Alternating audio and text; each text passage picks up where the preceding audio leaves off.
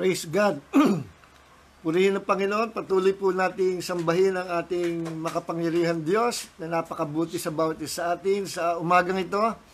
At tumungo na po tayo sa ikalawang bahagi ng ating pagsamba sa Diyos at ito po yung ating pakikinig ng kanyang buhay na salita. Excuse me po. So, ihanda po natin ating mga puso at ating mga tenga at tayo po ay makikinig ng makapangyarihang salita ng Panginoon. At biglang umanda yung isa kong gadget sumabay sa akin. So, tayo po ay magpasimula. Prepare your hearts and mind. Prepare nyo ang inyong hindi lang physical tenga, kundi your spiritual ears. Tayo po ay mag-focus sa salita ng Diyos. Tayo po ay manalangin. Lord, kami po ay minsan pa pumapasok sa kalobloban ng iyong makapangyarihang presensya. And Lord, we ask you, Lord, to anoint us once again with the spirit of wisdom and spirit of revelation so that we may understand the giftings of the Spirit, the revelations of the Holy Spirit.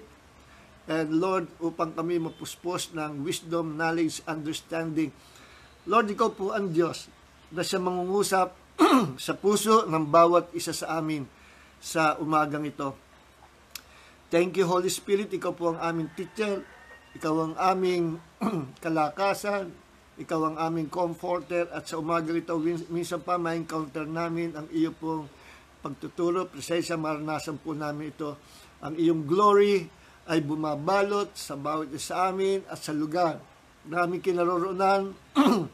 Lahat ng mga places, lahat ng mga rooms, lahat ng mga salas, lahat ng mga lugar, tahanan na binuksan ang FB Live nito, ang JCLG live stream, Sunday worship service, their rooms, their places will be filled with the glory of the living God. At sa ganang biyaya ng Diyos, ang maranasan ng bawat isa, sapagkat kami po'y nananampalataya. And all glory and honor belongs to our Lord God, our Savior, Jesus Christ. Thank you, Lord, for sanctifying us by the power of your precious blood. And all glory belongs to Him, to the Lord Jesus Christ. Now and forever, lahat po'y magsabi ng Amen. Amen. So, praise God, sa umaga po ito, meron po tayong paksa. Ating pong paksa ay tinitlean po natin na Faith, Grace, and Glory. Pananampalataya, biyaya, at kaluwalhatian ng Diyos. Faith, Grace, and Glory. Ito pong tatlong ito po yung ating tatalakayin, no, sa loob ng maikling panahon. Ating bibilisan, wala po tayong oras. Kapag meron kang pananampalataya, ito po, pakikita ko sa inyo kaagad yung pinakalaman ng mensahe. Ano po? Tatalakayin po natin sa umagang ito ang pananampalataya because we're living in these last days, and in these last days, marami tayong naranasan ng mga pagsubok at kagaya ngayon na worldwide, pambuong mundo, ang pagsubok nito, ang demonic pandemic coronavirus. At nakikita natin hanggang ngayon, nagpapatuloy, pero may tugon na ang Diyos dyan. At sa atin, all we have to do is to believe our Lord God and Savior Jesus Christ. Siya ay nananahan sa atin. Sinasabi ng salita ng Diyos, He who is in us is greater than he who is in the world. Sino ba yung nasa salibutan? Si Satanas, ang kanyang mga fallen angels, mga demons, sickness and diseases, pandemic, curses. Nandiyan lahat sa salibutan. Ang salibutan ito, ang buong mundo, ay nabubulok po. Nabubulok na. Pero siya, sabi ng Bible, sa katapos-tapusan, there will be new heavens and new earth. Doon tayo titila sa new earth na hindi nabubulok. Makakasama natin ang ating Panginoon Diyos forever and ever sa eternity. So sa ngayon, while living in this corrupt, mortal bodies, ito po ay, katawan nito ay lilipas, kakasakit, tumatanda, namamatay. Pero pangako sa atin ng Diyos na kay Kristo, in the future, papalitan tayo ng Diyos ng katawan. Bibigyan tayo ng Diyos ng bagong katawan. No? Katawan na niluwalhati, katawan na puspos ng kaluwalhatian ng Diyos, katawan na hindi nabubulok. Parang ganun din sa titirhan nating new heavens and new earth. Yung earth na yon hindi na corrupt, walang corruption, walang kabulukan, forever mag-i-exist na mayroong pagpapala at ulang blessings ay kasama natin ang Panginoon forever. And we will live forever, no, sa buong eternity. Yan ang buhay ng mga taong na kay Kristo. We are saved through the Lord Jesus Christ by His grace. Kaya praise God. Pero sabi ng Bible, sa aban ng mga tao na hindi nag-repent, sa aban ng mga tao na wala kay Kristo, those who rejected the only Savior of the world will be damned, will be condemned forever sa buong eternity sa lake of fire. Kaya mapalad po tayo, hindi tayo nag-aaksaya ng Diyos sa paglilingkod sa Kanya, hindi tayo nag-aaksaya ng time sa paglilingkod sa Diyos, hindi tayo nag-aaksaya ng panahon sa ginagawa natin, sa ginagawa pangaral na salita ng Diyos, sa ginagawa niyang pakikinig, sa ginagawa nating pagtitipon sa kanya-kanyang bahay through this live stream, hindi tayo nag-aaksaya ng panahon. Ito po ang magdadala sa atin sa eternity. Dito tayo pinatatatag ng Panginoon. Kaya tayo po ay makinig ng salita ng Diyos. So dito sa ating paksa, faith, grace, and glory, pakikita ko sa inyo na progressive ito. Ang faith, progressive. Tumataas, lumalaki, lumalaki, lumalaki. From one level to another level, from that level to another level, lumalaki. Progressive ang faith natin. Praise God sa mga mananampalataya, may malalaking pananampalataya. Ano po? Excuse me. Now, kung ang faith ay progressive, ang biyaya din po ng Diyos, merong level yan, may antas, merong measure. Ano po? May measure, may sukat. Mula sa isang measure to another measure, to another measure, merong antas, may level. Merong mababa, merong pataas ng pataas. Ano po? Merong increase. Pag galing sa Diyos, parating pa-increase. Tandaan po niya, no? Pag galing sa Diyos, ang mga bagay na galing sa Diyos, pa-increase. Hindi po pabawas. So our faith must increase. Daily, our faith must increase from one level to another level. At ganun din ang biyaya ng Diyos. The grace of God must increase from one level to another level. At gayon din naman, ang susunod ay the glory of God. Excuse me po, sandali po.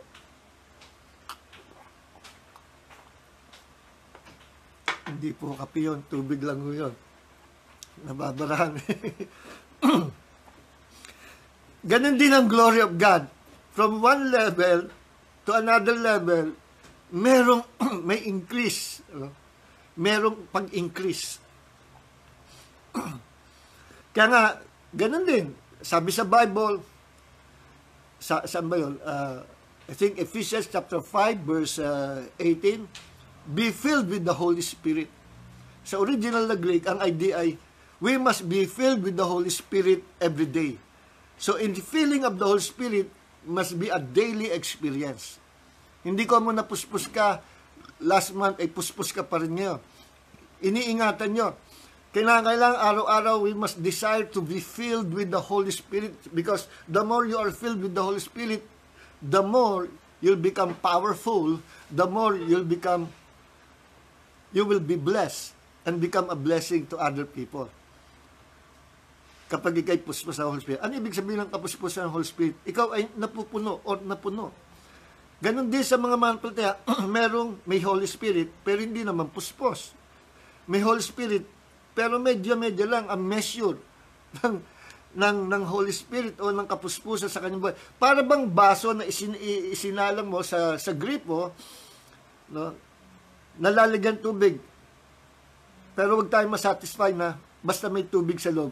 Kailangan ang tubig ay umapaw hanggang sa doon sa bunganga ng baso. Ganon din, our desire must be to be filled with the Holy Spirit every day. Huwag tayong masiyahan na, yes, I have the Holy Spirit dwelling in me. Kundi ang sabi ng Panginoon, we must desire to be filled with the Holy Spirit every day. To be filled with the Holy Spirit every day, may measure. Kaya nga sinabing filled eh. Kasi merong hindi filled. Pero ba't ganun? Di ba lahat tayo may Holy Spirit? May size ba ang Holy Spirit? Ang sagot po, wala. Pero ba't sinabi ng Diyos you must be filled with the Holy Spirit every day? Ang Diyos na nakakaalam. Kasi sa atin, limited ang ating isip. But with God, all things are possible. With God, all things are possible. We already have the Holy Spirit dwelling in us. But we must still be filled with the Holy Spirit every day. The more you are filled with the Holy Spirit, the more you are on fire. On fire sa paglilingkod sa Panginoon. Bakit yung iba nagbabackslide? Kasi hindi na nila, wala sila, kumbaga naging ordinaryo sa kanila, ang paglilingkod sa Panginoon. Ba't naging ordinaryo? Hindi na nila maranasan ang presence of God kasi they are not filled, they're no longer filled with the Holy Spirit. Why? Because hindi na sila nagbabasa ng Bible, hindi na sila nakikifellowship, hindi na sila nananalangin. Kaya, tapos expose pa sa libutan, sa mga worldly things, expose sa mga sin of the world at nakikisali din sa mga kasalanan sa libutan. Yun na lang, hindi ka gumawa ng kasalanan, but too much exposure sa presence ng salibutan, kapag hindi ka nag-pray, hindi ka nagbasa ng Bible, ma-absorb ka ng way of life nila, ma-absorb ka ng wickedness, ng sinful life nila, ma-absorb ka. Kahit hindi ka gumawa ng kasalanan. Then finally, in the end, makakita mo, ikaw, gumagawa ka parehas ka na rin nila. Gumagawa ka ng ginagawa nila. Nagiging marumi ka na rin. Then, bandang huli, tatamlayan ka na sa paglingkod sa Panginoon, bandang huli, ikaw ay magbabackslide na. Or, hahainan ka ni Satanas ng temptation, and because you are so weak, and you are not filled with the Holy Spirit, madadala ka. Then, totally, you will abandon your faith. At pag you abandon, iniwan mo ang iyong pananampalataya sa Panginoong Hesus, saan ang punta mo? Pag inabot ng rapture, hindi ka makakasama. Yes. Sabagat maraming may iwang Kristiyano, yung mga malamig, backslider, compromiser, so I'm sorry to tell you, hindi po makakasama sa rapture. Yung mga malahininga. Sabi ni Jesus sa Revelation 3:16, because you are neither hot or cold, I will spew you, I will vomit you out of my mouth. Isusuka, meaning, rejected ka. Malahininga ka. Pag sinabi malahininga, ikaw yung nasa gitna. Nasa Panginoon at nasa sanlibutan. Nasa Diyos at nasa Satanas. Nasa gitna ka. You are a compromiser at kung tawagin yan ay carnal Christian. Huwag kang makikipaglaro sa kasalanan sa libutan. Magiging carnal ka. Kahit pastor ka pa, kahit evangelist, kahit prophet ka pa, maraming mga men, women of God nasa mataas na calling, then nag-backslide sila and they lose their salvation. At maraming nasa hell. So, sabi nga ng iba, hindi naman nawawala salvation. Okay, saka natin talakayin yan. Pero maraming mga manampalataya ang ipinakita ng Diyos, dinala ni Jesus sa hell, dinala sa heaven upang ipakita that hell is a real place, heaven is a real place, a real home for us. At grabe, magkakaiba silang mga tao, iba-ibang bansa, dinala sila Panginoon sa hell, and then they testify kung nakita nila, sabi nila, kung merong horror, kung merong nakakatakot sa buong buhay mo, walang makakatapat, walang sukat ang horror at katatakutan sa hell. So, ito yung panahon na huwag kang malalamig. No? Sabi ng iba, once you're saved forever. Okay yun. That's your doctrine. Pero paano kung talagang totoo, 100%? That you can lose your salvation. And I personally believe, you can use your salvation. Sabi ni Jesus sa John chapter 10, sino man wala makapag-alis sa inyo sa aking kamay. Wala rin makapag-alis sa inyo sa kamay ng Ama. Totoo yun. Totoo. But God gave us choices. We are a free moral agent na kung gusto mong tumalon, umalis sa kamay ng Diyos, you can do it. Parang si Adam and Eve. No? May choice sila. Mahal sila ng Diyos, may instruction ng Diyos na dapat na sundin, pero kinusang loob nila, dinesisyonan nila na lumundag palabas sa kamay ng Diyos. Ganon. Pero kung ikaw, desisyon mo to serve God faithfully forever, hindi ka umahal sa kamay ng Diyos, hindi ka kayang alisin ni Satan. Walang power si Satan para alisin ka sa kamay ng Diyos. Ang power lang ni Satan mag-suggest, magbigay ng temptation sa isip natin, atakihin ang ating pag-iisip. Ang battleground usually is our mind, atakihin, temptation. So, saka na tayo dyan, po, hindi na natin paksa. So, our topic is faith, grace, and glory. Progressive po. Ibig sabihin, nag-i-increase. Faith, nag-i-increase. Grace, nag-i-increase. Glory, nag-i-increase. Kaya nga sabi ng Panginoon sa Old Testament, sa mga passages sa Old Testament, this earth in the future will be filled with the glory of God. So, ano ibig sabihin? Ang buong mundo, ang salibutan, ay mapupuno ng kaluwalhatian ng Diyos. Ibig sabihin, hindi puno. So, may measure. Pero, ang glory ng Diyos, nandito rin sa atin, nasa earth na. At limited sa ilang mga katao, sa mga mananampalataya kay Kristo, nananahan ang glory ng Diyos. Alam mo, dati ang glory ng Panginoon, talakay natin, what is the glory of God? The glory of God is the wealth of God, the heaviness of God, the manifestation of God's presence, the manifestation of God's goodness and power. No? The glory of God is God Himself. At ang glory niya, una-una, o sino nagkaroon niya? Si Adam and Eve. Si Adam and Eve. But in Genesis chapter 3, ang glory na yan, after falling into temptation, ang glory na naki Adam and Eve, umalis. Sapagkat kailanman, ang glory ng Diyos, the presence of God, hindi pwedeng mag-stay, hindi pwedeng manatili kasama ng kasalanan. Ano nagkasala si Adam and Eve? Na-lift up yung glory, umalis yung glory, umalis yung presence ng Diyos kay Adam and Eve. At nabuksan ng kanilang mga mata kasi kinain nila yung bunga na pinagbabawal ng Diyos, the fruit of the tree of knowledge of good and evil. Sa wikang Hebreo, sa original Hebrew word, sabi ay the fruit of the tree of knowledge of blessings and curses, or blessings and calamities. Kaya sa planet Earth, nabuksan ang blessing, but at the same time, merong curse na pumapasok. May pandemic, may sickness and disease, merong kamalasan, merong evil. No? Pumasok ang blessing, hanggang nga, binibless tayo ng Panginoon ng ulan, food, He'll provide sa ating pangailangan natin, pero hindi mo may kakila, there is death on planet Earth. Naghahari ang kamatayan, naghahari ang kasalanan, naghahari ang curses. But those who are in Christ, tayo na kay Kristo, were redeemed from the curses of the law. We redeemed them from the curse of the fall. Dalawa yan, no? Curse of the fall, curse of the law. Saka natin papaliwanag yan. No? Okay, so, umalis yung glory kay Adam and Eve, na-expose ang kanilang sarili.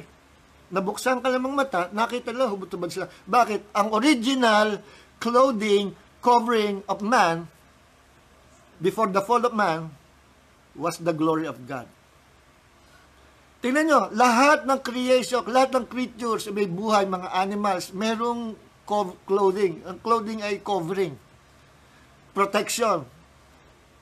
Ang tao dapat may covering, protection sa heat, protection sa sobrang lamig, dapat may clothing, may covering ang tao. At yan nga, kaya tayo nagbibihis. Pangalawa, para walang kahihiyan. Hindi ma-expose sa ating katawan. Lahat ng mga hayop mayroong covering. Buaya, crocodile, no? May covering yan. Yung thickness ng kanyang balat. Yung mga whales, shark, no? Birds, may mga feathers. Ang mga pusa, aso, may mga balahibo. Tingnan niyo yung mga aso at pusa sa mga malamig na lugar. Ang kakapal ng balahibo.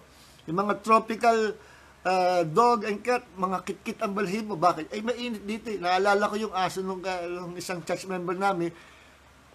Ang breed niya ay, isang uri ng aso na parang Japanese Nasaksakan lago ang balahibo. Nung pumarada yung aso nila, kasama yung ibang mga aso, nahimatay yung aso.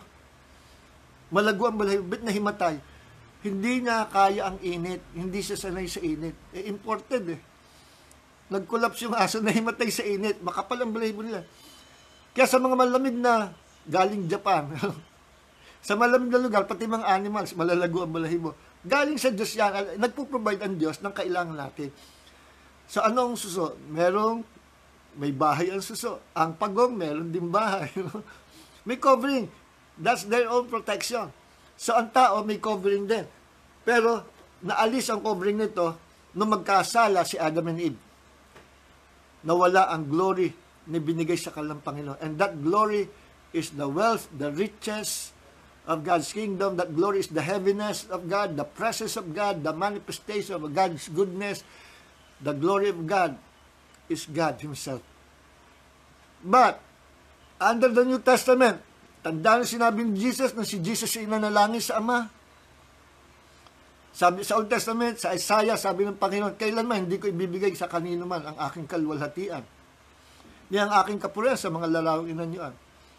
Hindi na niya pamamani yung kanyang glory sa kanino man tao. But, pagdating sa New Testament, under the New Testament, although ang New Testament nalikha yan after the death and resurrection ni Jesus, pero doon pa man, buhay pa si Jesus, sinabi ng Jesus, kanyang ipinag-pray na sa Ama, Ama, yung glory na binigay mo sa akin, ibinibigay ko naman sa aking mga alagad. John chapter 17 verse 22. So yung glory na yon, ibinalik ng Diyos sa atin through the Lord Jesus Christ kasi hiniling ng Panginoong Jesus. At meron siya authority given by the Father na ibigay ang gusto niya ibigay sa mga alagad. Through Jesus, nabalik sa atin yung glory. Kaya lang, hindi natin nakikita yung glory. Pero kung loobin ng Panginoon, makakita tayo in the realm of the Spirit, makikita natin kung ano meron bawat sa atin. Ang mga demon possess nga, yung mga under the power of the devil, pag kinakasawt namin, minsan nag-aagawan yung conscious mind niya, at yung demon, inaagaw siyang demonyo, ayaw pa lumabas. Then makikita niya, tayo mga men, women of God na nagpapalas ng demonyo, sabi nila, nakikita ko, kayo ay may covering. Sabi ng mga demon possessed, nakikita namin, kayo ay covered with light, covered with the light of God. And that light is the light, the glory of God covering us. Yung light na yun, yun ang itsura ng glory ng Panginoon nakalukob sa atin. And that is our protection, the original covering of man na nawala kay Adam and Eve. Ngayon, binalik na sa atin. We have the glory of God. And di ka pwede basta-basta hipuin. Galawin ni Satan kapag covered ka ng glory ng Panginoon. Amen. So, iwan muna natin yung glory, babalik tayo dyan. Balik tayo sa umpisa. Ano ang unang-una na dapat natin gawin sa panahon ng mga pagsubok, sa panahon ng pandemic, sa panahon na ito na hindi mo alam kung ano mangyayari, kung kailan mawawala ang pandemic, o ano susunod, baka may malakas pa na coronavirus na ma-release na naman. Sabi rin ba, created by man, created sa laboratory ng mga sons of the devil. Tandaan nyo, mission ni Satan is to kill, to steal, and to destroy. At marami sa ginagawa ng mga tao para pumatay. Pero ang sabi ni Jesus, same verse, John chapter 10, verse 10, si Satan na magnanakaw, naparito para magnakaw, pumatay at pumuksa. Pero ako, pumarito ako to give life, to give life, to give you life and have it abundantly. Kay Satan, siya'y magnanakaw, siya kumukuha ng kalusugan, kumukuha ng buhay, kumukuha ng mabubuting bagay na blessing sa atin ng Diyos, siya yung magnanakaw. Ayaw niya tayo magiging masaya sa blessing ng Panginoon. Siya yung nagnanakaw. Nagnanakaw ng kalusugan, nagnanakaw ng asawa, nagnanakaw ng mga anak, dinadala sa mga kasalanan sa libutan. Ninanakawan ang tao. Siya ay pakuha, pabawas. Pero sabi ni Jesus, I come that you might have life and have it abundantly. Pansinin nyo, si Satan, contrast kay Jesus. Siya panakaw, pakuha, pabawas. Si Jesus, ang daladala niya, Kingdom of God, ino-offer niya Kingdom of God, at ang daladala niya, buhay, life. Hindi lang basta life, kundi ang gusto ni Jesus, tanggapin natin ang abundant life. Hindi natin tatalakay masyado yung word na abundant life, pero ang gusto ko, idiin sa inyo, ang Diyos laging pa-increase. Ang will ng Lord ay laging pa-increase, pa-add. Addition, kung sa mathematics, addition. Si Satan, ang will niya, subtraction. To subtract, nakawin, kuhanin sa iyo, pabawas. Magka-contrast, ano po? Si Jesus, nagbibigay, I come to give you life. Hindi lang life. Ang gusto niya, hindi ka lang magkaroon ng blessing, kundi saganang blessing. To give you abundant life. Meaning, binigyan ka ng Diyos, gusto ng Diyos, bigyan ka pa ng additional. Padagdag siya, padagdag. Ganyan makikita nyo na ang Diyos may lilingkuran natin na hindi selfish. Tandaan nyo mabuti sinasabi ko. Si Satan, pakuha, pabawas. Ang Diyos, padagdag, padagdag, padagdag. Kailangan matanim po yan sa puso at isip natin, ma-engrave sa puso natin. So once na ma-engrave yan sa puso natin, hindi na umalis, your life will never be the same again. Lalakad kayo sa kapangyarihan ng Holy Spirit, hindi kayo magiging masakting. God will meet our needs. God will bless us abundantly. May mga churches against sa blessing ng Diyos, huwag kang babanggit ng blessing, against sa prosperity binibigay ng Diyos. Tinagurin na prosperity gospel. Of course, ako man ay against din sa prosperity sa maling paraan. Ginagamit ang gospel para mag-profit. Yung ibang mga false prophet. Hindi prophet, profit. So pag may totoo, meron ding false. Hindi tayo doon sa false na teaching ng prosperity. Pero I believe, I'm also a preacher, teacher of prosperity. At dinidefine ko prosperity that God will meet the needs, God is meeting the need of His people according to His promises by the grace of God through the Lord Jesus Christ. Ang prosperity ng Diyos, hindi lang puro pera. Kalusog at prosperity yan. But the problem sa mga modern preachers ngayon, ang prosperity masyado tinuon sa pera, material things, at pinalabas, pag wala kang material things, wala kang maraming pera, you are not filled with the Holy Spirit, you are not, wala ka sa level na mataas na level ng faith, that's wrong. Kaya tuloy yung mga totoo na dadamay. But I believe that it is God's will for us to prosper. Maging malusog, ma-provide ng Diyos sa ating pangailangan without any hindrances. No? Bakit? May nahadlangan ba blessing ng Diyos? Yes. Hindi. Sino humahadla sa blessing ng Diyos? Ikaw. Hindi kaya hadlangan ni Satan ang blessing ng Diyos.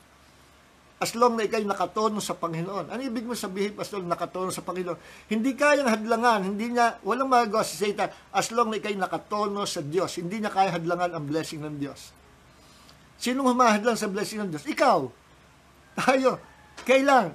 Sa oras na ikaw'y nag-alinlangan sa pangako ng Diyos, hindrance na yun. Sa oras na ikaw'y gumawa ng kasalanan, hindrance na yun. Sa oras na ikaw'y nanlamig, lumalayo sa Panginoon, hindrance na yun. Sa oras na ikaw'y nagiging carnal, nagiging compromiser ka sa kasalanan sa libutan, hindrance na yun. At the moment nagkaroon ka ng ganong weakness at ganong pakikipag-compromise sa libutan, sa kasalanan sa libutan, doon nagkakaroon ng access si Satanas para nakawang ka. Doon nagkakaroon ng access si Satan para hadlangan ang blessing ng Panginoon. So pag pinag-usapan ang blessing ng Panginoon, ito rin ay padagdag, pamultiply, hindi po pabawas. Yan ang kalooban ng Diyos. Padagdag ng padagdag. Once God bless you, once na kayo napalista sa listahan ng pagpapalain ng Diyos, God will bless you abundantly even in your future, even your children and children's children, your future generation will be blessed by God. Sapagkat yung kalooban ng Diyos. Di ba? Pero, it must be our choice, piliin natin, to serve God faithfully. Tingnan nyo sabi sa Deuteronomy chapter 30 verse 19. Ano sabi doon? Sabi ng Panginoon, saksi ko ang langit, saksi ko ang lupa. Saksi ko, witness ko ang heaven, witness ko ang earth. Naglagay ako sa mundo ng blessings and curses. Naglagay ako ng good and evil. Naglagay ako ng buhay at kamatayan. At nagbigay ng tip ang Diyos. Choose life. Piliin buhay. Naglagay ako ng blessing and curses. Life and death. Sa mundong ito. And the choice is yours. Anong gusto mo? To be blessed? To be under the blessing of God? Or to be under the curses of the devil? To be under the blessings of God's life? Or to be under the powers of darkness or death? The choice is yours. Pero nagbigay ng tip ang Panginoon. Sa Deuteronomy 30 verse 19 po yan. But choose life. Sabi ng Panginoon, choose life.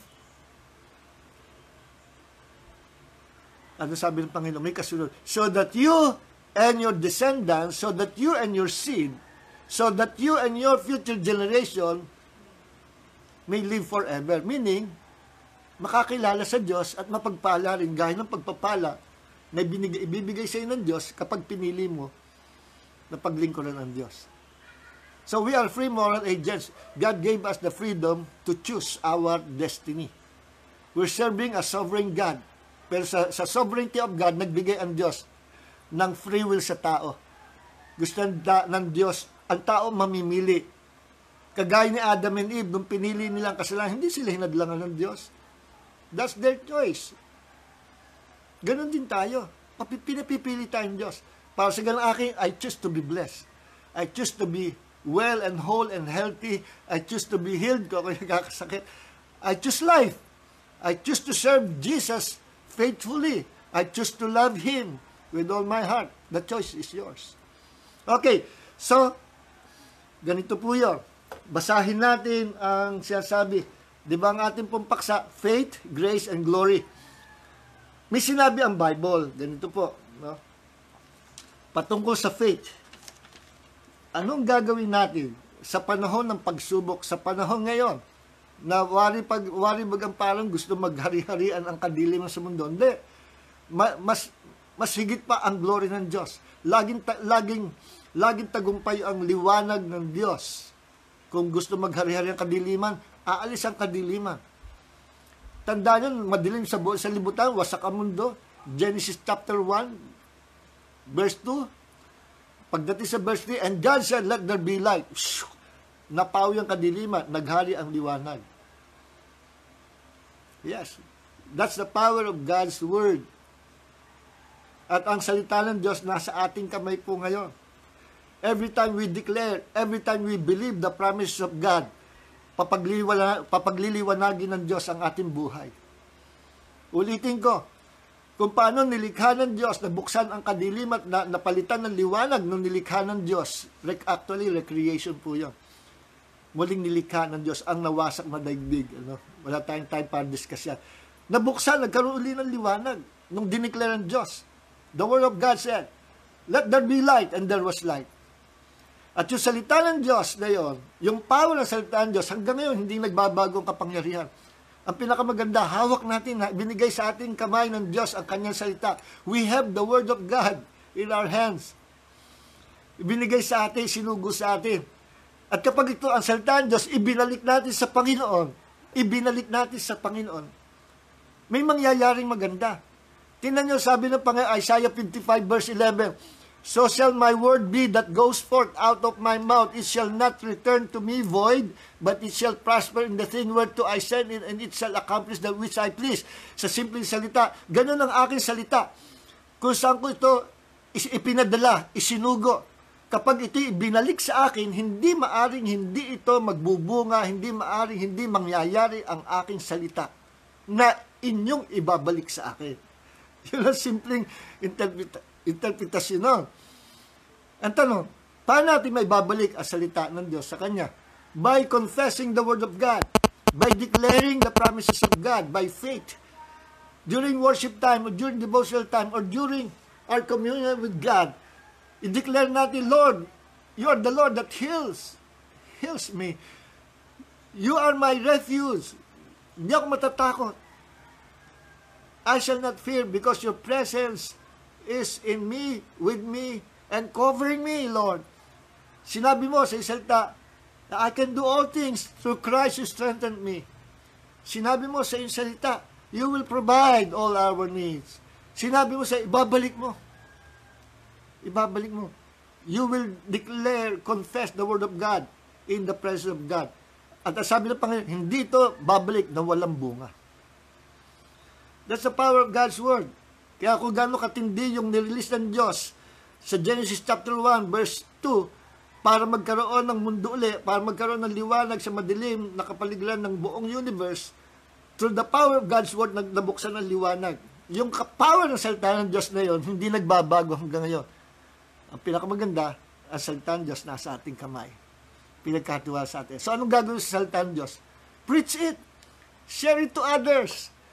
Para mabuksan ang liwanag ng Diyos sa kalambuhay. Ngayon, madilim sa salibutan sa planet Earth. Our planet is sick right now with coronavirus. Madilim. Pero let's declare the goodness of the Lord.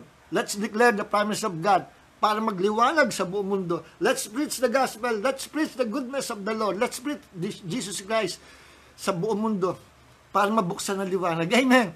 Okay, balik tayo dito. Faith, grace, and glory.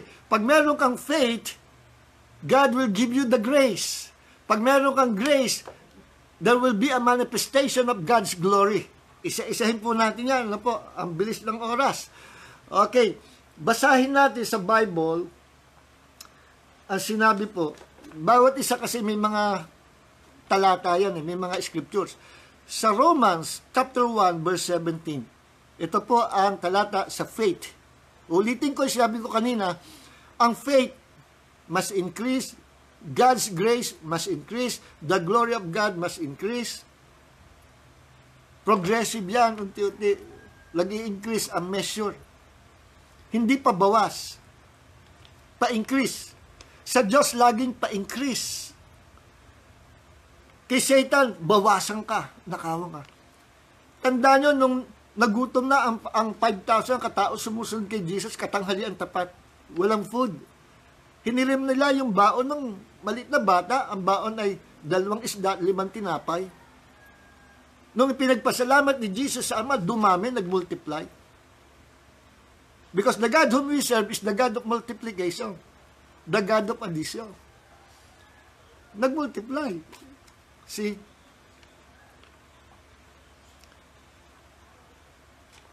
Kaya huwag tayong matatakot sa panahon na ito. Because God is doing something. All we have to do, sa madilim na sanlibutan ngayon, all we have to do is live by faith. Sinabi sa Hebrews, sinabi sa Romans, the just shall live by faith. And our faith must increase daily, must increase every day.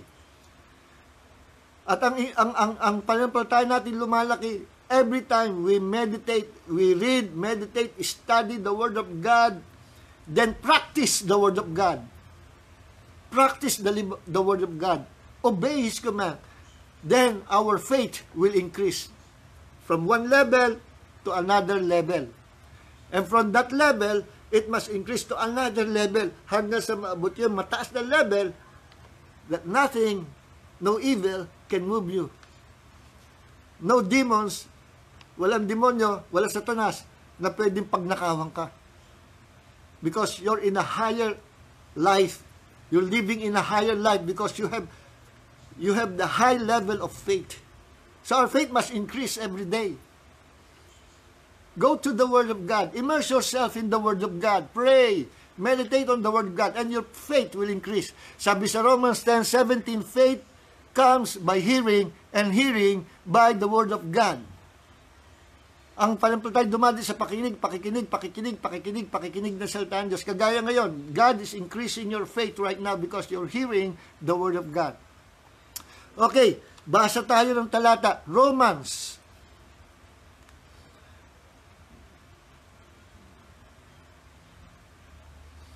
Romans chapter 1 verse 17.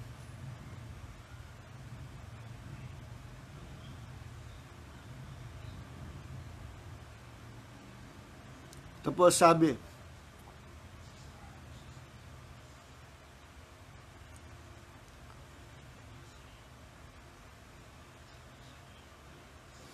for in it the righteousness of God is revealed.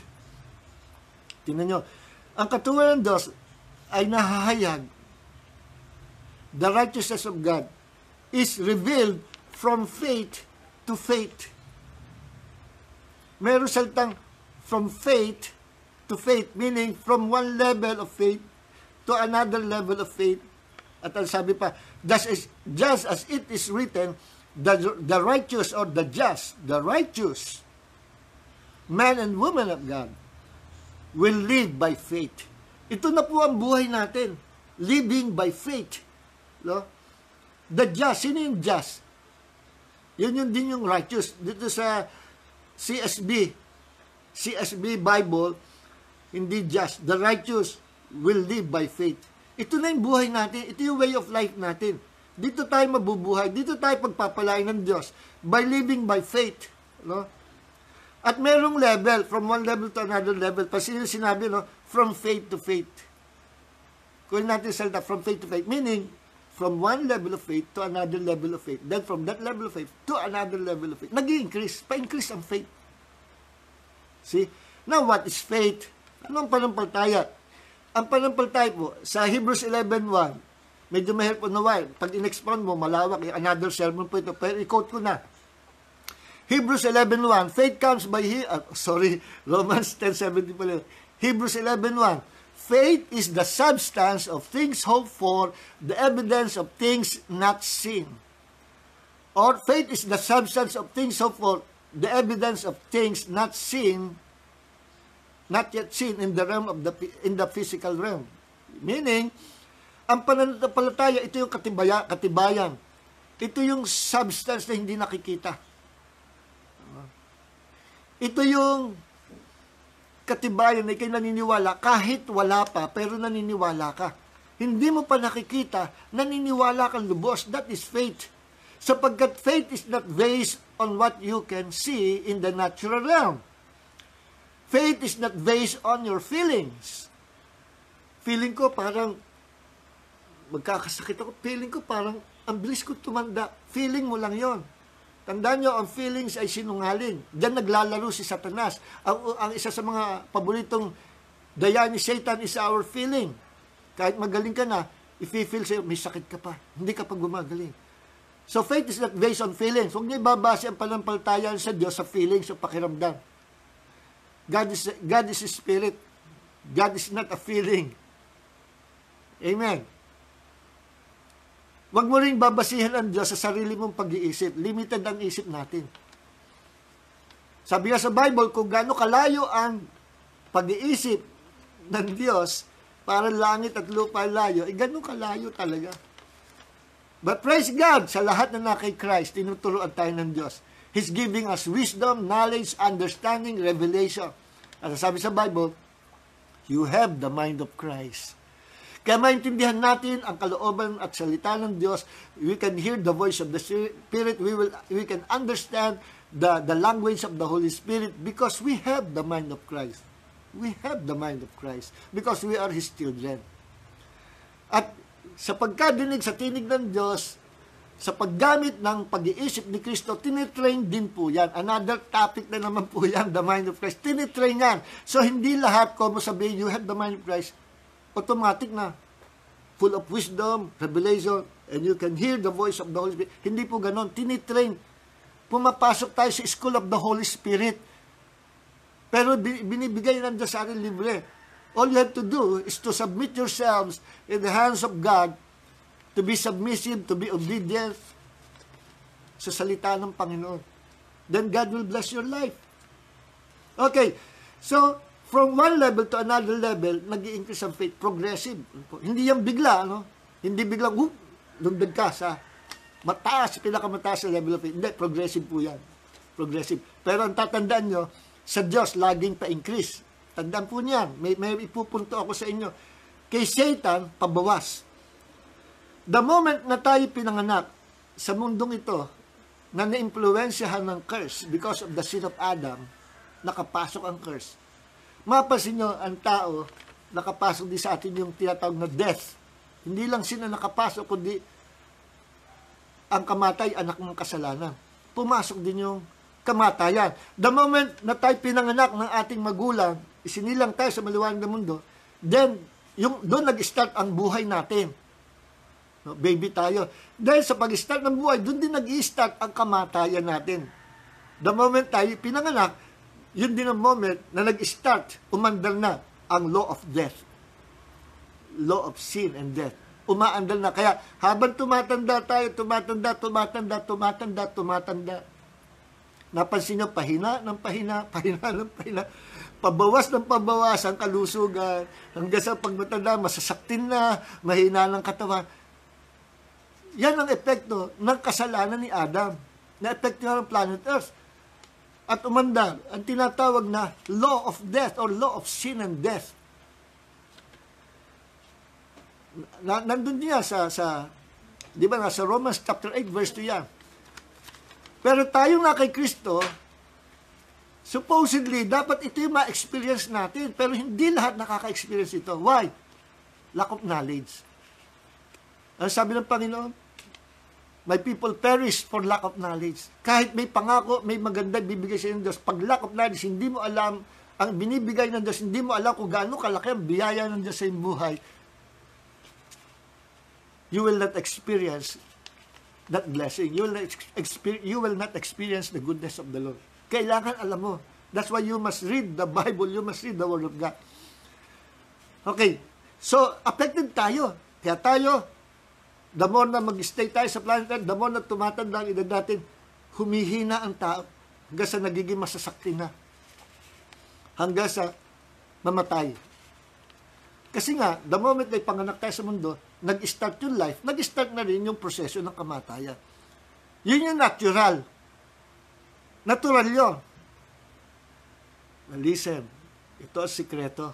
Gusto yung marinig ang sikreto?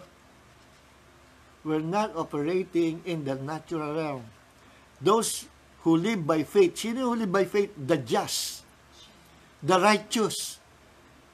So, itong power of living by faith is only for the righteous people of God, hindi for compromiser. Ha? Kasi sabi dito sa Romans 1:17, the just or the righteous shall live by faith. And you will experience the blessings of faith once you walk in the righteousness of God. You will experience the power of faith, the blessings of faith. Okay. Kay Kristo, kay Jesus, na-reverse lahat. Na-reverse. Maging yung proseso, maging yung process ng power of death or spirit of sin and death can be reversed. Actually, tapos na yan, ni-reverse na Jesus on the cross 2,000 years ago. Look at this, mga kapatid. Romans 8:2. Romans chapter 8 verse 2. Ano sabi ni Paul? For the law of the Spirit of life in Christ Jesus has set us free from the law of sin and death. Tayo pinalaya sa pamagitan ng batas ng buhay na kay Kristo laban sa batas ng kasalanan at kamatayan. Pinalaya tayo. Anong tinutukoy doon? Pag pumasok ka sa hermeneutics, the rules of interpretation, simple lang tinutukoy. The law of Moses. The law of Moses. Bakit? Binigay ang law to become our teacher no? Lalo sa Israel, para malaman ng tao kung anong kasalanan. And the more na binibigay ang command ng Diyos, the more na bumabagsak ang tao dahil lalong nakikita ng tao, hindi na kaya abutin yung law. Kaya anong mangyayari? Magmamanifest yung sin and death. The law of sin and death, umaandar. Lalo nagkakasalan tao dahil nare-reveal ang kasalanan. At lalo ang tao ay madaling namamatay because of that law of sin and death. Pero yung law of sin and death, I believe, hindi lang nag-start yun nung inirelease ng Diyos ang commandments niya. Nag-start ito kay Adam and Eve. Na-reveal lang ito nung pumasok na ang law ni Moses. Na meron palang law of sin and death nag-exist. The moment na hindi mo nagawa, pinagagawa ng Diyos, the moment na sinuway mo ang Diyos, you failed. At magmamanifest sa iyo ang law of sin and death. You will die. You'll be under the curse. Kakasakit, mamatay, etc. Yun ang effect. Na-reveal yan nung pumasok ng kautusan ni Moses. But I believe, nag-start yan in the fall of man, kay Adam and Eve. Kaya nagkaroon ng tao ng kamatayan eh. Kaya naging bulok ang planet because of the sin of Adam. Now, dumating si Christ, ano sabi? For the law, the spirit of life in Christ Jesus has set us free from the law of sin and death. Meaning, ni-reverse ni Jesus ang lahat. From law of sin and death, dinala tayo sa law of the spirit of life in Christ Jesus.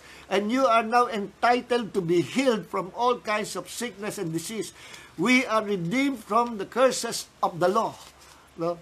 Ibig sabihin, kahit sumablay ka, hindi mo nagawa yung pinagagawa ng Diyos. Sumablay ka. Listen, you are under the grace of God at hindi ka mapapailalim sa sumpa ng kautusan. Dahil kay Jesus, we are living in the covering of God's grace na hindi ka ma-under the curse. But first, you must know it. Dahil kung hindi mo alam, madideceive ka ni Satan. At kung ano-anong palalaro sa isip mo hanggang sa magduda ka. So sa mga nakakaalam, Galatians 3:13 hanggang 14, Christ has redeemed us from the curse of the law, being a curse for us, for it is written, curses everyone that hangs on the tree, so that the blessing of Abraham might come to the Gentiles. So that the blessing of Abraham might come to the Gentiles. Sabi ni isang theologian, hindi ko nababanggit yung pangalan, nakikinig ako, teacher ng hermeneutics, professor ng hermeneutics, pero na-miss niya ito. Sabi niya, hindi tayo kasali doon sa Galatians 3:13 and 14. Hindi tayo kasali doon sa mga Jew lang yun. Ano hindi kasali? Professor yan ng hermeneutics. Maraming gano'n, alam ang rules and interpretation, but they fail to interpret the truth of God's Word. Kasi bakit? Bias na doktrinahan ng kanyang church. Sabi niya, we are not entitled to be healed. Aba, kako. Ayan ba ang professor ng hermeneutics? Alam mo ang rules sa hermeneutics, kasi hindi mo pinapractice. Hindi daw tayo kasali sa Galatians 3:13, sa redemption from the curse, sa mga Jew lang daw, dahil kailanman, hindi daw na under the curse ang Gentiles. Sounds good, sounds right. But 100% wrong. Theologian pa yun. Kilalang theologian. But he failed to interpret the Bible. Ng tama. Ang totoo niyan, whether you are Jew or Gentile, once you are in Christ, kasama ka sa redemption. You are redeemed from the curse of the law. Bakit? Hindi lang naman Jew ang affected ng sin. Hindi lang naman Jew ang affected ng curses. Buong mundo. Because of the sin of Adam. So, sasabihin mo, hindi kasali. Eh, pag sinabi mo, hindi kasali ang Gentile, tayo dati Gentile, naging Christian. Pag sinabi mo, hindi tayo kasali, eh, paano na sinabi, hindi itsapwera tayo sa salvation? Kung hindi tayo kasali sa redemption sa curse, hindi tayo kasali sa eternal life. Hindi tayo kasali sa salvation ng Panginoon. Kahit common sense lang, makikita mo niya. Pero because of the bondage of that wrong doctrine sa kanyang church, nakakamulata, kahit pa siya professor ng hermeneutics, he failed to interpret the Bible ng tama. Okay, so, ngayon, nag-i-increase ang faith. Alam niyo ba, sabi sa Ephesians 2:8, naligtas tayo sa biyaya ng Diyos by God's grace. At ito'y sa pamagitan ng ating pananampalataya through the Lord Jesus Christ. Through Christ, When we believe the Lord Jesus Christ, no, as our Lord God and Savior, inirelease ng Diyos ang biyaya ng Diyos at tayo'y naligtas. Inirelease ng Diyos biyaya ng Diyos. Paano na-release ang biyaya ng Diyos? By faith in the Lord Jesus Christ.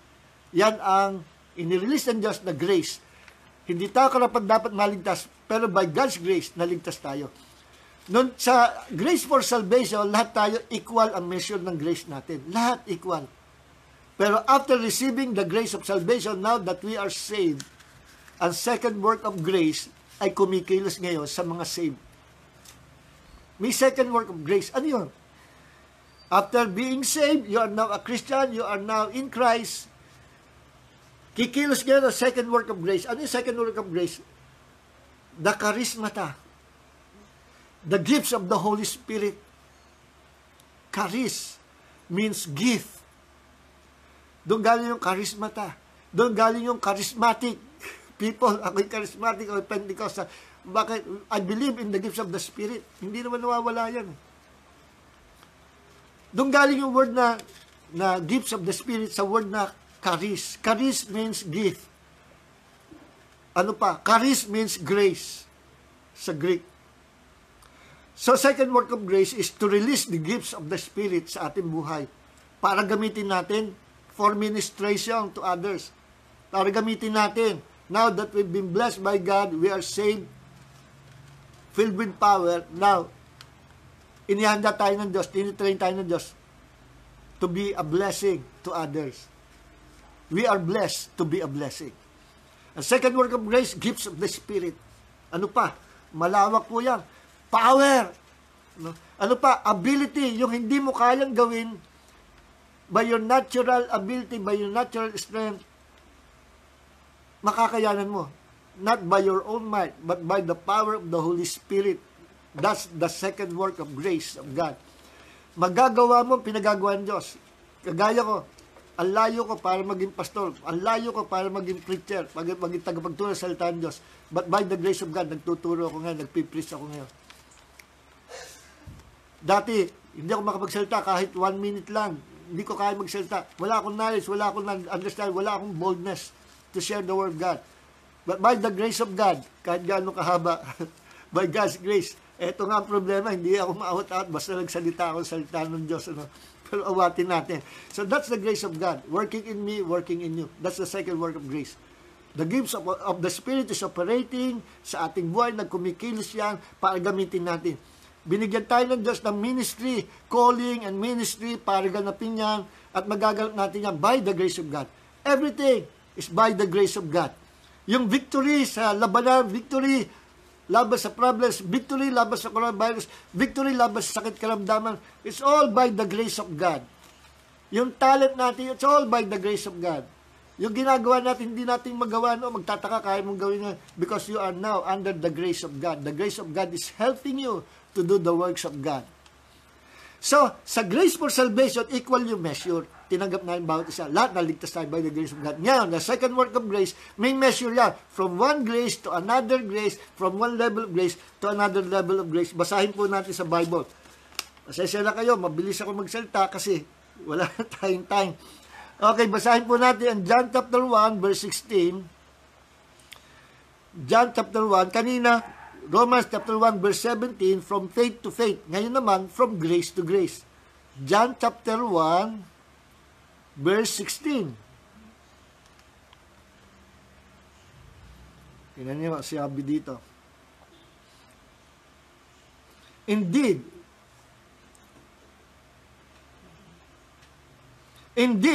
we have all received grace upon grace from His fullness. Sa literal translation, indeed, we have all received grace in place of grace, or grace upon grace from His fullness. Sa kapuspusan ng Diyos, binibigyan tayo ng biyaya ng Diyos from one measure to another measure, from one level to another level. Tandaan po niya, merong measure ng grace, merong pag-increase, merong pagpunta sa another, from one level to another level. Gaya ng faith. At ganito po yan.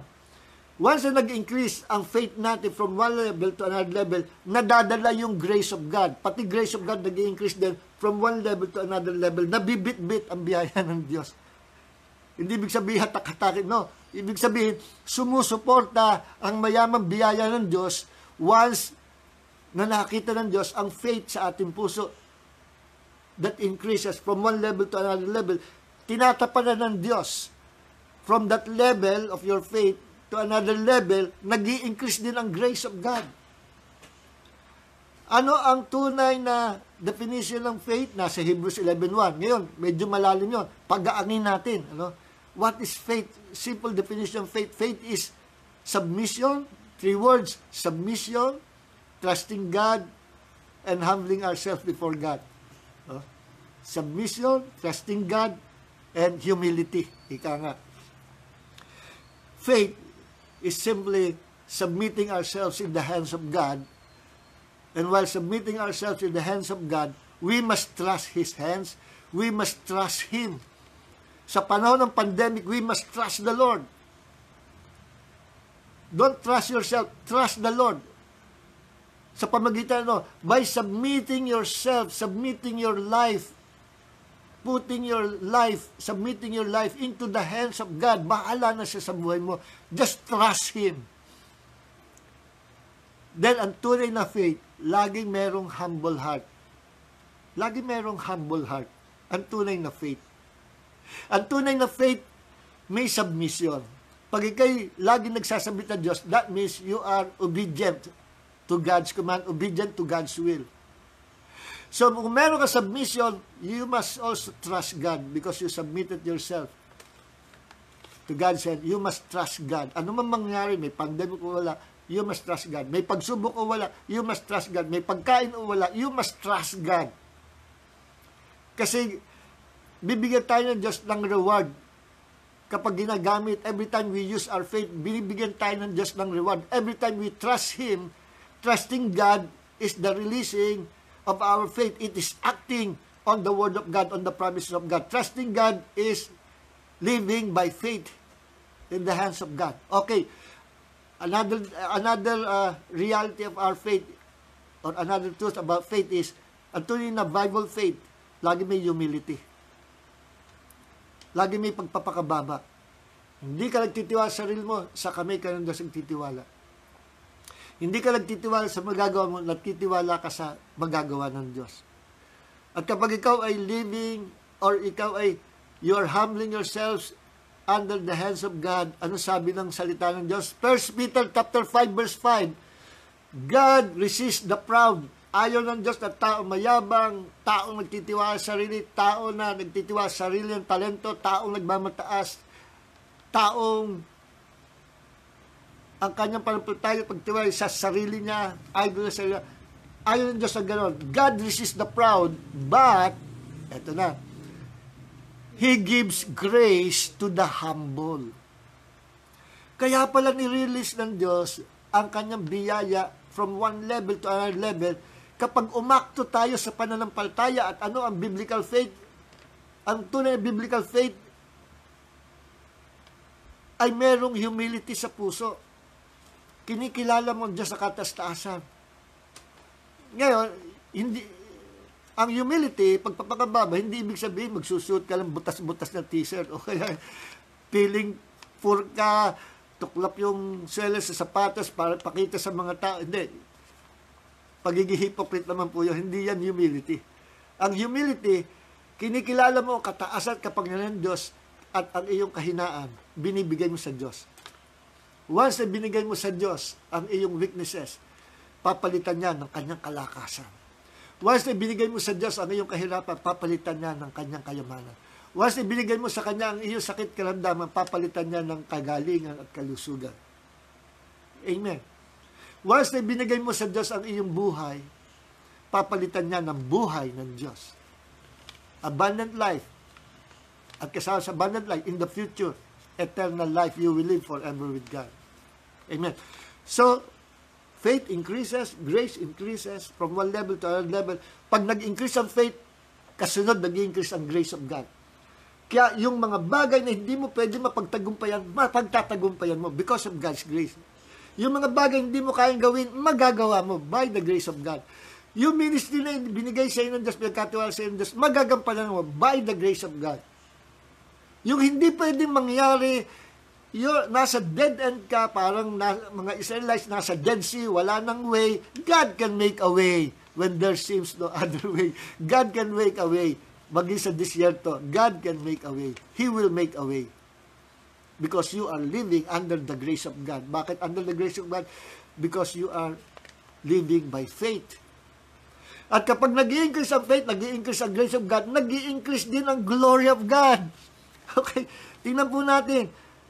Basahin natin ang quote ko na lang sa inyo, pero ihanda niyo po ang 2 Corinthians chapter 3. Tayo oras kaya magmadali po tayo. 2 Corinthians chapter 3 verse 18. Now, what is the glory of God? The glory of God is the manifestation of God's presence. The glory of God is the manifestation of God's goodness. Pag nagmanifest ang goodness of the Lord, that means nagmamanifest ang glory of God. Because the glory of God and the goodness of the Lord, they are one.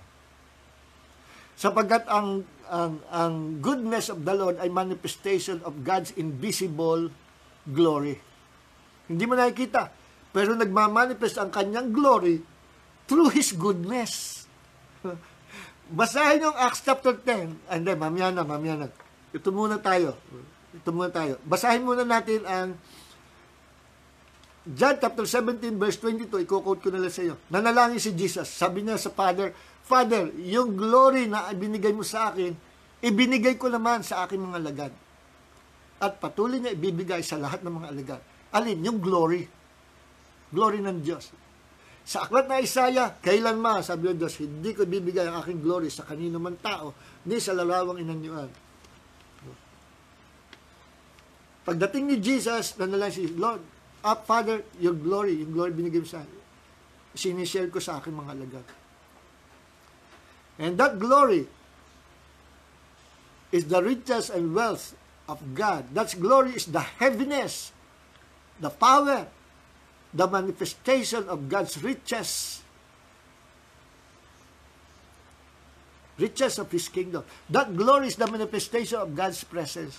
Sabi ng Panginoon, in the future, bago matapos ang mundo natin, this earth will be filled with the glory of God. And there will be a mighty, mighty revival before the rapture of the church.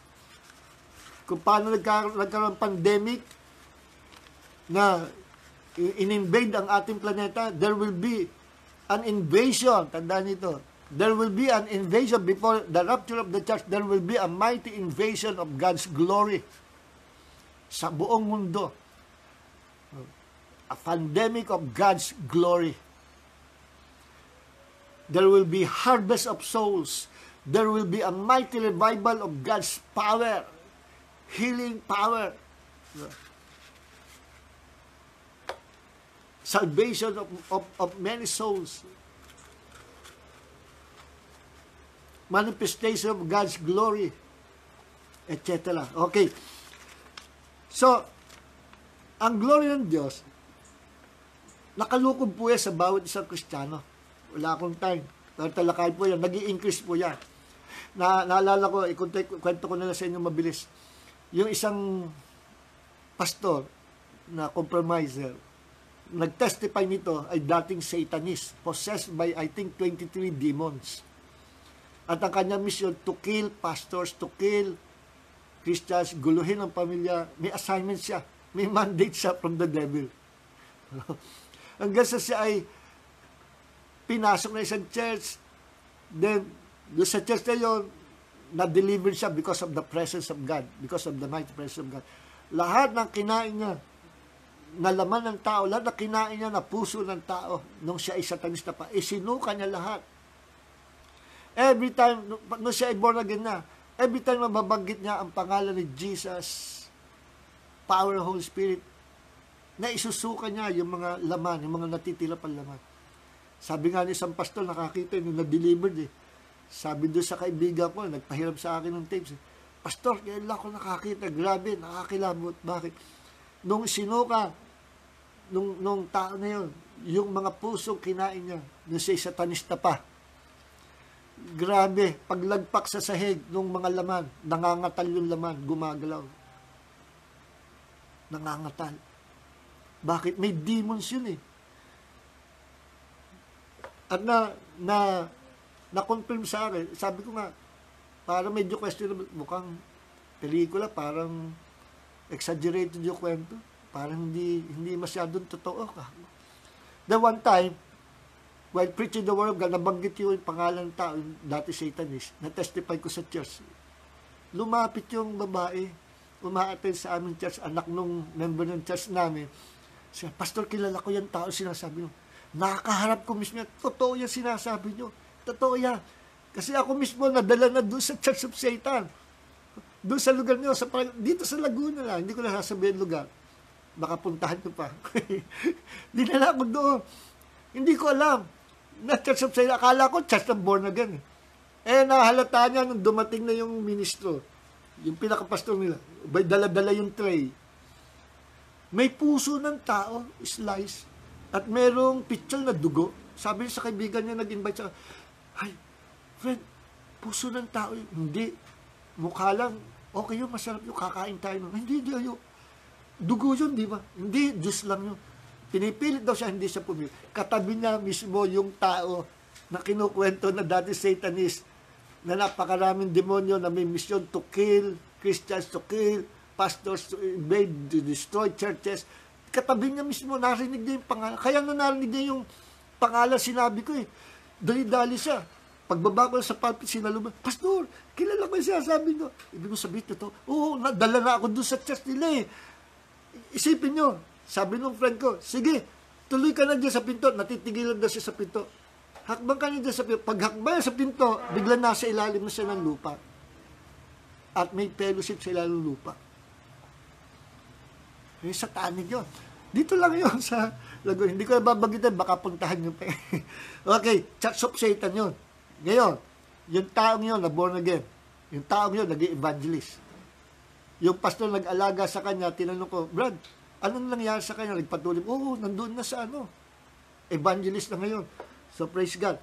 Sabi yung tao na yun, at maging yung ibang mga biktima ng demonic possession, nakikita nila in the realm of the spirit habang kinakas out na ang mga lingkod ng Diyos ay nakalulukuban ng glory ng Diyos. Liwanag. At merong isang pastor na sinila niya ang buhay, yung taong yun sinasabi ko dati sa talista, sinila niya talaga buhay. Sabagat sabi niya, kaya ko sirain to. Bakit? Nung nakita niya, ang nipis ng glory ng Diyos. Ang nipis-nipis. At siya'y nagtataka. Nung lumabas yung matandang babae na prayer warrior, ay nagnatakot siya. Bakit? Mas makapal pa yung glory ng matandang babae na laging in the presence of God. Bit yung pastor yan, nipis na liwa, na-discover niya. May girlfriend pala sa States. May asawa, may pamilya yun. Nakikipag-compromise, nakikipaglaro sa kasalanan. Kaya pala, numipis yung glory. Every time we committed sins, numinipis, nagkakaroon ng leakage. Alam niyo yung palyok na may crack, hindi mo alam may crack kahit lagyan yung tubig. Bandang huli, mapapansin nyo, nauubos yung tubig kasi may crack pala. At siya, naubusan na siya ng anointing, naubusan na ng God's glory. Kaya anipis ng glory ng Panginoon. Kaya nga sa Isaiah 10:20, saan ba yun? Isaiah chapter 10, verse 27, sabi, the anointing of God breaks or destroys the yoke of bondage. Sa original na Hebrew, ganito po yun. The anointing of God, the thickness, the fatness of God's anointing, that anointing is the glory of God.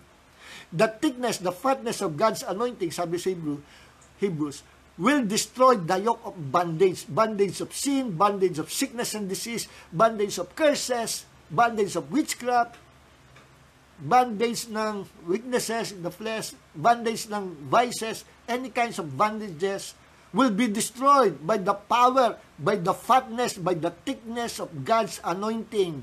or by the thickness of God's presence or God's glory. God's presence, God's glory, God's anointing, iisa po yan. Pag makapal ang anointing ng Diyos, makapal din ang glory ng Diyos sa iyo, every sickness and disease will be destroyed, every curses will be destroyed, every demonic oppressions will be destroyed in the name of Jesus, and God will set you free. Amen. So, speaking of the glory of God means speaking of the power of God. One time, sabi ng Panginoon, sabi ni Moses sa Panginoon, Lord, at ito po, nasa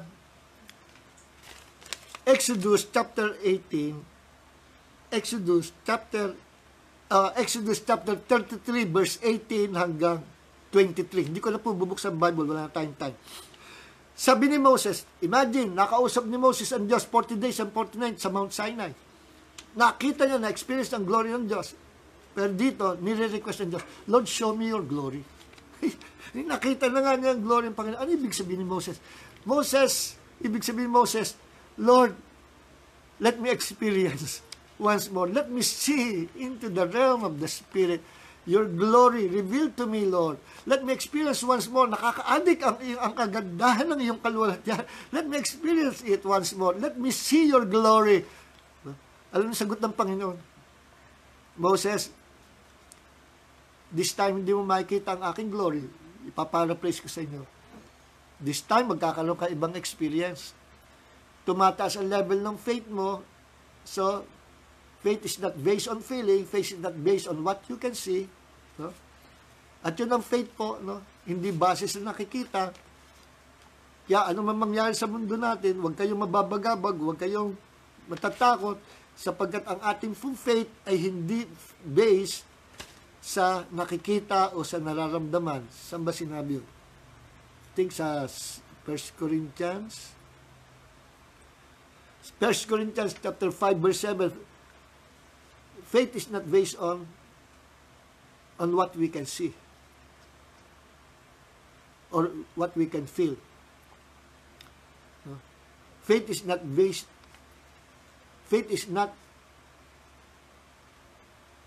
on feelings or by our sight or what we can see in the natural realm. Ang faith is based on the Word of God. No? Okay, 1 Corinthians 5:7. Ngayon, sabi ng Panginoon, Moses, tumaas ang level of faith mo. Dalhin kita sa another level. Ano, Panginoon? Hindi mo makikita ang aking glory, pero makikita mo ang manifestation nito. Yun ang point ng Panginoon. You will not see my glory, but my goodness will pass before you. Dadaan, lalampas sa iyo ang aking kabutihan. Meaning, mararanasan mo ang aking kabutihan. Remember this, goodness and God's glory, iisa po yan. When the glory of God is present, the goodness of God is also present. When the glory of God is present, the power of God, the manifestation of God's power is present. Yun po ang glory ng Diyos. The power of God is the goodness of God. Moses, hindi mo na makikita ang glory ko, pero another level to. Not by sight ito, not by feelings, but by faith. Hindi mo makikita ang aking glory, pero my goodness will pass before you. Ilalagay kita sa pagitan ng cleft of the rock, bato, sa pagitan ng bato, doon sa singit ng bato, cleft of the rock, ilalagay kita. Hindi mo makikita mo lang, paglampas ko, yung similitude of my presence. Nakikita mo yung likod ko. But not actually the fullness of my glory. You will not see my glory, but you will experience the manifestation of my glory. Ano yun? The goodness of God. Mapapansin nyo, pag-aralin natin yung salitang goodness or good, ma-encounter po natin yan sa Acts chapter 10, verse 38. Nung si Jesus dumating, sabi doon, Jesus full of the Spirit, anointed by the Holy Spirit, doing good. Jesus was anointed by God, full of the Holy Spirit, doing good, healing those who are sick, casting out demons, nag-release and deliverance, nagpapagaling mga may sakit, nagpapalaya sa mga inaalihan ng demonyo, he was doing good. At yung salitang good na yon, equals po yan sa glory ng Diyos. So when the glory of God is here, meaning, the goodness of God will manifest. And yung goodness of God, that is the power of God. That is the blessing of God. Amen. So, tapusin na po natin to. Anong gagawin natin during these times ng worldwide demonic pandemic coronavirus? Relax ka lang. Live by faith. Trust God. The more you trust Him, the more you believe the promises of God, the more you trust the hands of God, the more na nag-i-increase ang grace of God, the more na nag-i-increase ang iyong faith from one level to another level, the more na nag-i-increase ang grace of God from another level to another level, the more nag-i-increase ang grace of God from one level to another level, ganun din mag-i-increase ang manifestation of God's glory from one level to another level. Kaya sabi sa Bible, from faith to faith, from grace to grace, from glory to glory. Amen. And remember this, glory is the manifestation of God's presence. Glory is the manifestation of the presence of God. Glory is the manifestation of the goodness of God. The goodness of God is the power of God. The goodness of God is to bless His people. At ito sabi sa 2 Corinthians chapter 3 verse 18, ito yung glory ng Diyos na nanana sa atin. It will change our lives. It will change our character, our personalities, our attitude. From one level to another level, hanggang sa abutin natin maging kahawig na kahawig tayo ng ating Panginoong Hesus, will be changed into His image, into from one level to another level, hanggang sa tayo lumakad totally, fully sa Kanyang kabanalan, sa Kanyang katuwiran, sa Kanyang kapangyarihan. Ang karakter natin nababago unti-unti hanggang sa maging kalarawan tayo ng Panginoong Hesus, because of His glory upon our lives. Amen. At pag ang glory ng Diyos, sapagat glory ng Diyos nasa ating buhay, ihayag natin ito. I-share natin ating buhay sa ibang tao. Huwag natin itatago ating sarili.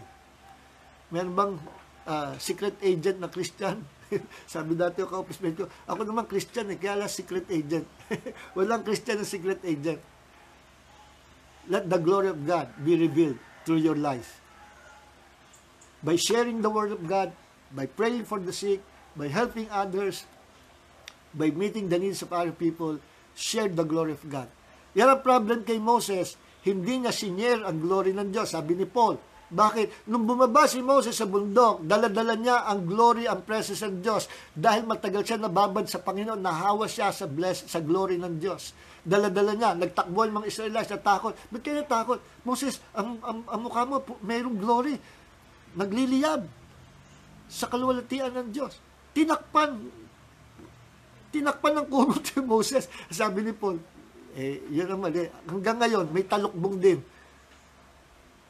Ang mensahe ni Moses, may talukbong din ang kautusan sa mga Israelites. Hindi nila makita ang punto ng Panginoon. Hindi nila masunod ang kalooban ng Diyos. Kaya nagkaroon another covenant. So this covenant, under the new covenant, we have the glory of God that must be revealed through us. Share the glory of God. Okay. Ngayon, balikan ko po yung kauna-una sinabi ko sa inyo bago tayo magsara, mag-closing. Ano sabi ni Jesus? For the law of the Spirit of life in Christ Jesus. O sabi ni Paul, for the law of the Spirit of life in Christ Jesus has set us free from the law of sin and death. Romans 8:2. So, dalawang batas umaandar. Batas ng kamatayan, kasalanan at kamatayan. Kasama ng sakit kalamdaman because of disobedience sa kautusan ng mga Israelites. Pero ito hindi doon nag-start sa law of Moses. Doon lang nag-manifest nung failed ang mga Israelites sa pagsunod ng law of Moses. Kaya kinote ni Paul yun. Pero ito yung nag-originate doon pa lang sa pagbagsak ni Adam sa kasalanan. Nag-ooperate na sa mundo ang law of sin and death. Pero kinontra yan ni Jesus. Kung meron law of sin and death, nag-release ang Panginoon Jesus ng another law. That is the law of the Spirit of life in Christ Jesus na kayang i-reverse ang lahat ng bunga ng fall of man. Kayang i-reverse ang lahat ng ginagawa ni Satan. Kayang i-reverse ni Jesus lahat ng manifestation ng curses. From curses to blessing. From sickness to healing. From old age to forever young. From destruction to life. From death to life. From sickness to healing. From poverty to prosperity. Kaya i-reverse ng Panginoon. At marireverse yan by living by faith. Pero sa faith nito, lahat ba nakaka-experience? Hindi. Yun lang nakakaalam. So ito, matinding revelation para sa inyo. You must know this truth and you must apply this truth sa inyong buhay. You must practice this truth. Na ano? Jesus can reverse everything. Problems into blessing. Lahat. And I believe, maging ang mga cells sa ating katawan, nagpo-produce ng kabulukan at pagtanda sa ating katawan, kaya i-reverse ni Jesus. Sabihin nyo na extreme, you can become strong and young again. Siyempre may limitasyon. No? Pero kayang gawin, kaya i-reverse ang Panginoon. Sinampulan na nga ng Panginoon yan eh. Kay Abraham, Sarah. No? Sarah, 90 years old. Abraham, 100 years old. Nagkaanak pa. Si Sarah, matanda 90 years old. Dalawang hari, nagkakras sa kanya. Gusto siyang gawing asawa. Imagine, kulukulubot na siya, no? Bigla, kuminis. At pinakamaganda siya doon sa kingdom nung hari. Eh siya napili, dami magandang dalaga, ba't sa kanya nagkakras? Ay malamang siya pinakamaganda, siya pinakamakinis ang putis. Na-reverse yung old age. So anong power ng faith, grace, and glory of God? Through the Lord Jesus Christ, He can reverse everything. Ulitin ko, dito tayo magtatapos. Jesus can reverse problem into blessing, curse into blessing, sickness into healing, kung may bad health ka, into good health. Ano pa? From being weak, you can become strong again. Sa kawalan, poverty to prosperity or God's provision. Hayaan natin i-reverse ni Jesus. Ma-experience natin ang power of reversal, power of the law, the spirit of life in Christ Jesus. Hallelujah. Tayo po'y manalangin. Maraming po salamat, Panginoon. Sa araw na ito, nipagkaloob mo sa amin ang dakilang kapahayagan. Lord, salamat po. At once again, you reveal your word to us. You reveal yourself to us. Let us experience the manifestation of this ito pong paksa namin, topic namin. Ma-experience po namin ang power ng faith, from faith to faith, from grace to grace, from glory to glory. Once na nag-increase ang faith, mag-i-increase ang grace of God. Once nag-increase ang grace of God, mag-i-increase din ang manifestation of God's glory. And that manifestation of God's glory releases the goodness of God, releases the blessings of God. Ma-experience po namin lahat yan. Lord, we ask you, Lord, the Lord Jesus Christ, Lord, reverse mo lahat ng ginawa ni Satanas, lahat ng effect ng fall of man, fall of Adam, i-reverse mo po sa aming buhay. And let us experience wholeness, healing, health, deliverance from all curses, deliverance from poverty, deliverance from problems. Thank you, Father God. Sa umagang ito, i-bless mo po lahat ng kasama namin sa pag-aaral ng salita, sa pakinig ng mensahe ito. Ito ang message mo for the whole world. At ang mga nakinig, Lord, use them, Lord. Use them and bless them by sharing this good news to other people, Lord. By sharing this word to the whole world. Nabuhay ang Panginoon at nagpapala pa hanggang ngayon na kaya niyang i-reverse ang lahat ng masama at gawin niyang mabuti. Even that demonic pandemic coronavirus will be reversed in the name of the Lord Jesus Christ. There will be a manifestation, a pandemic of God's glory coming to earth before the rapture of the church. Mangyayari yan. In the name of the Lord Jesus Christ, be blessed mga kapatid. So wala na tayong time. Hallelujah. I-share niyo po ang katotohanan ito sa lahat ng mga kaibigan, i-post nyo sa mga group chat, i-post nyo, i-share nyo sa mga kamag-anakan nyo. So, speaking to JCLG family, JCLG Church. Ano yun? JCLG Church. Sabi nung isa nagtanong sa, yun po ay Jesus Christ, the Living God, World Outreach Ministries. Ministry po namin, church namin dito po sa, ang aming po location, nasa San Pablo City po kami, Laguna. So, praise God. At we're inviting you to attend our services. Pag wala na pong pandemic, open na ulit. Pero sa Sunday, para sa JCLG family, limited pa rin po tayo, but we're inviting our members na para sa ating church service. This Sunday po, This Sunday, magkakaroon tayo ng, hindi, although ito po service ito ay magiging live stream din, magiging online, pero kung gusto nyo umaten, kayo mismo, pumunta kayo sa church natin, ang magiging services po natin, magdala kayo ng communion bread o tinapay, at saka grape juice. Sa church yung grape juice. Tinapay lang daw. If possible, yung walang leaven, yung ostya, kung wala mabilan, cracker, mapagpapauman ng Panginoon. Or paggawa kayo sa bakery ng walang leaven, dilin, skyflakes. So, ang grape juice meron na sa church. Tinapay lang, dalhin po ninyo. This Sunday, mag-o-open ulit ang ating church, JCLG family. We're inviting you to attend again. Pero limited lang. Limited sa 10 persons ba? Unlimited. Limited. Magkakaroon po ng 2 services lang. 2 services. Lahat ini-invite natin, mga members ng JCLG Church, come back to our services. Ma-experience natin once more ang presence of God. Ang service po natin ay from 8 o'clock to 9:30 a.m. per service. 8 o'clock to 9:30 a.m. per service. Meron po tayong partaking ng communion bread, breaking of the bread. So, that is 8 o'clock to 9:30. Then, ang second service ay 10 o'clock to 11:30. 10 o'clock to 11:30. Kasama na po dyan ang breaking of the bread or communion table at ang short message natin. Short message. At napahaba tayo ngayon. So, praise God. So, this will be on September 6. So, tiyatawag po natin mga members sa JCLG family. If you like to attend, may service na po tayo 8 to 9:30 a.m. per service. 10 o'clock, second service, 10 o'clock to 11:30. Second service. Kasama na po ang communion. God bless us and praise God. I-try na i-cover din, pati ang communion natin.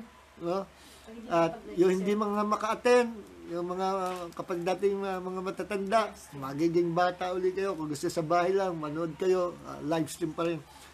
Pero magsa-service tayo po, actual service.